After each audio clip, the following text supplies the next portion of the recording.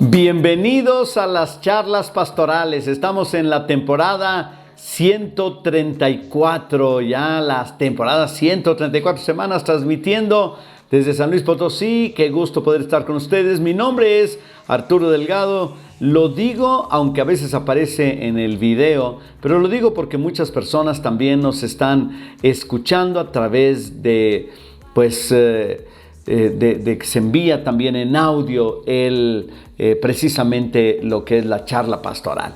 Y bueno, pues estamos iniciando el día de hoy esta semana, esperando que sea de bendición para sus vidas y pueda gozarse en todas las cosas que Dios le da, pero también una semana productiva, llena de bendición, de prosperidad, de amor al prójimo, de servicio a los demás, de entrega y de pasión por Cristo.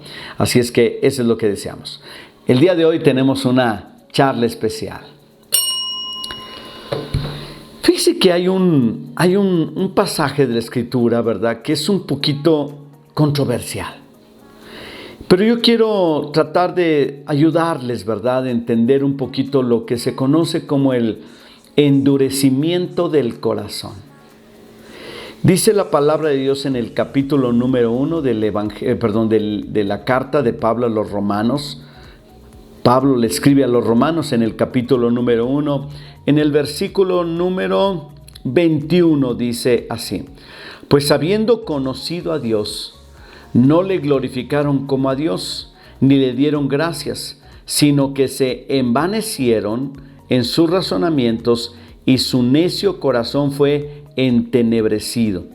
Profesando ser sabios, se hicieron necios, y cambiaron la gloria del Dios incorruptible en semejanza de imagen de hombre corruptible, de aves, de cuadrúpedos y de reptiles, bueno, etcétera, etcétera. Hasta aquí, pero yo me voy a estos dos versículos, ¿no?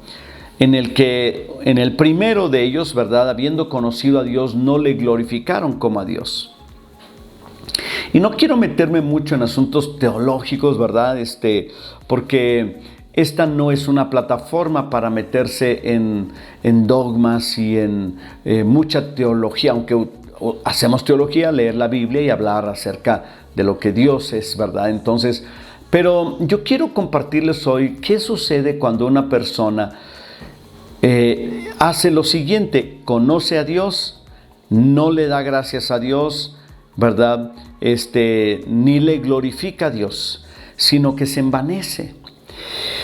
Muchas personas conocen de la gracia y del amor de Cristo. Se entregan totalmente a Él, viven por Él y para Él. Pero les pasan cosas en la vida, o quizás a lo mejor las raíces de su fe no eran tan profundas, que cuando vienen los problemas de la vida, o quizás a lo mejor decisiones propias o lo que sea, deciden abandonar a Dios. Sus convicciones ahora ya no son las mismas, porque aunque conocen algo de Dios o saben que Dios existe, no tienen la convicción de vivir una vida para Él. Entonces, estas personas, a final de cuentas, se empieza a endurecer su corazón. En otras palabras, el pecado y la participación continua en el pecado endurece el corazón de las personas.